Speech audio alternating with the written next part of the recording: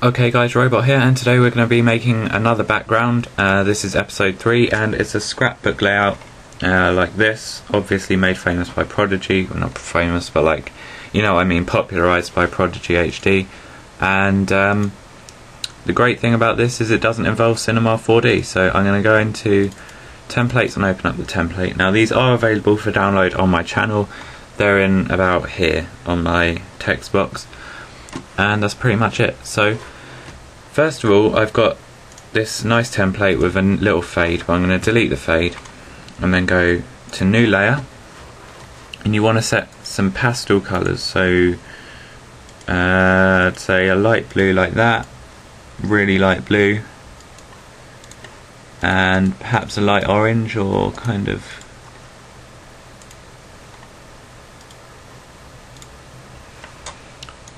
and now you can play around with the colours. That might be easier than just, yeah, so I'm going to use that and then make another blue gradient going down like this. Okay, so sorry if you hear the mouse mat sliding around a bit, it's just a rubbish mouse mat, and make that quite opaque. Alright, so now I'm going to merge those together by holding them all down, and you can either right click and click merge layers like that, or you can click Ctrl E, and I'm going to make so that's not a background. Just double click on it and press OK. So we're going to start off with the channel sections because we may as well get them done first. So you're going to double click on channel sections to bring up this layer style box. Want to click outer glow, make it black, OK, set the blending mode to normal, and then I'm going to lower the opacity to about 20. Then click stroke, make that white, click OK, size 1, blend mode, overlay, OK, and then go to color mode, color overlay, select white, select overlay, and I'm going to bring that down to about 20. And you're not done, sorry I just closed it, but that's still not correct. Then go fill opacity all the way down to 0 and opacity to 50. So that's going to make it really kind of see-through, but at the end of the day you don't want it to be really bold because I don't think it fits in with the background. So then after this, just click on your background layer and then click new layer. Reset your colours to black and white, and then fill it with a black. So I press Alt and backspace, which works, or you can use the paint bucket tool just here, but whichever one. And then go to filter, noise, add noise, and now make it so it looks like this. Basically you want the highest amount, and go to uniform and monochromatic, and then click OK. Set blending mode to overlay, and fill opacity to 3.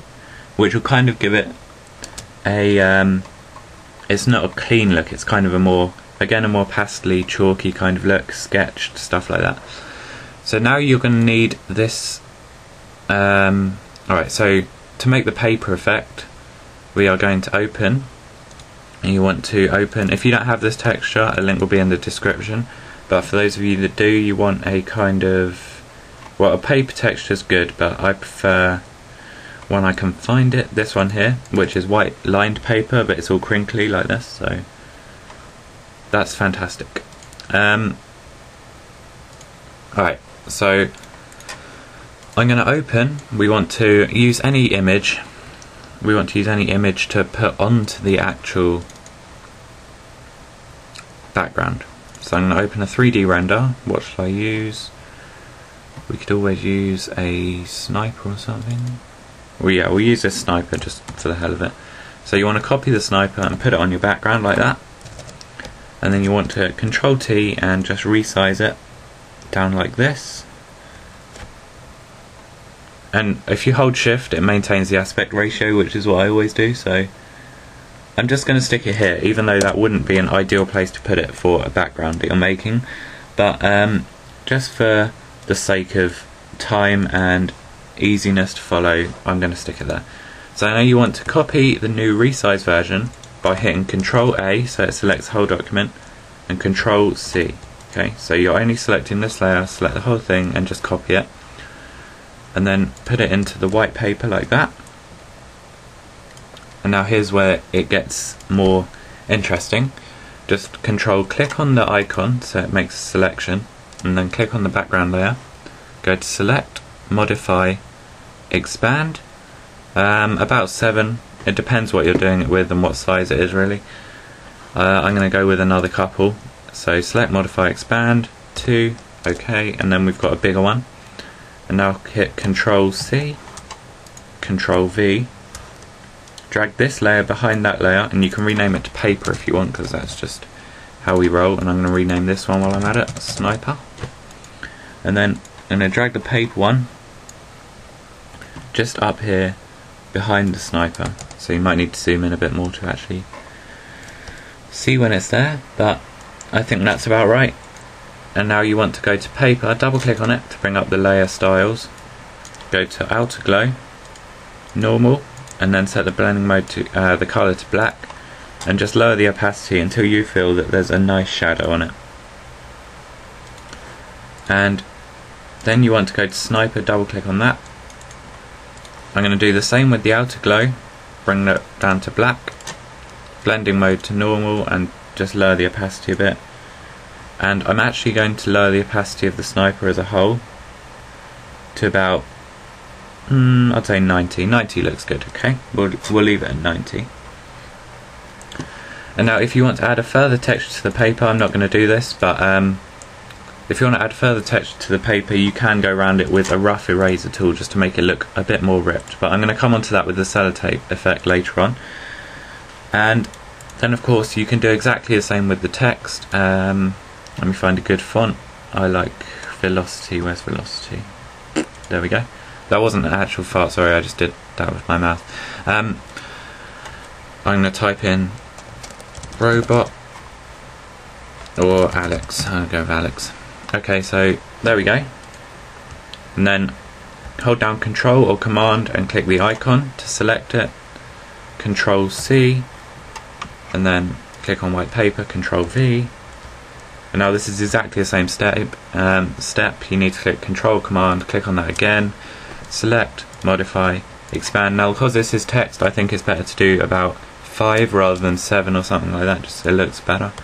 Control C, Control V, drag that behind, and then, oh I copied the wrong layer there, my bad. C, V, drag it behind, delete that one, and drag this one up. So now you can copy the layer styles from the previous layers. Just right click, click copy layer style, and then click paste layer style, copy layer style, paste layer style, and then you can just rotate this like that.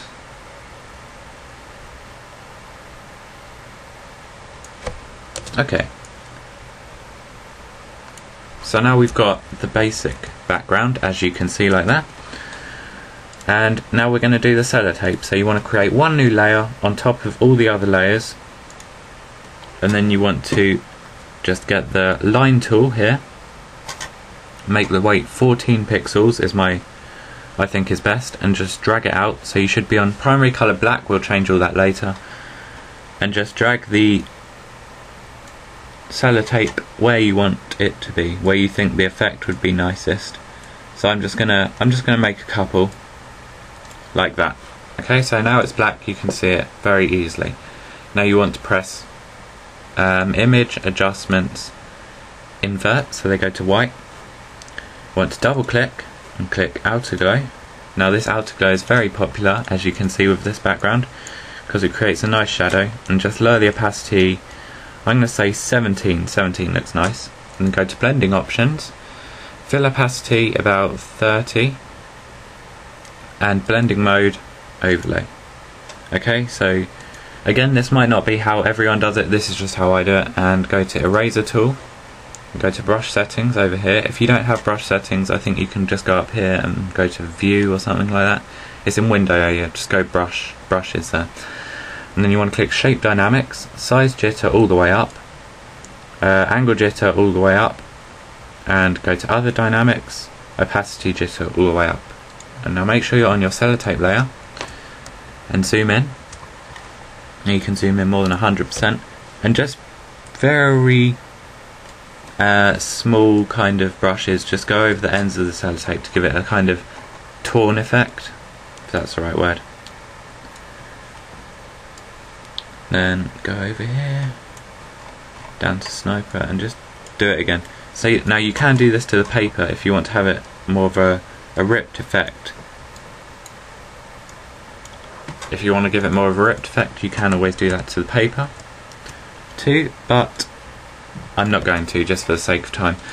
So if you enjoyed this, guys, then I'm going to give that a colour overlay. If you enjoyed this, guys, please give it a like, because obviously that helps me out, and that will mean more people get to see the video. And as always, the PSD version of this will be in the description, so will the texture. Not sure that that's actually going to be much of a help, seeing as most of it's specific to what you want to do. Obviously you can use the sniper and stuff, but if your name's not Alex, you're screwed. So thanks for watching, guys. If there's anything else you want me to do as in another tutorial for another background, then leave a comment in the description below, and I will see you next time. Bye.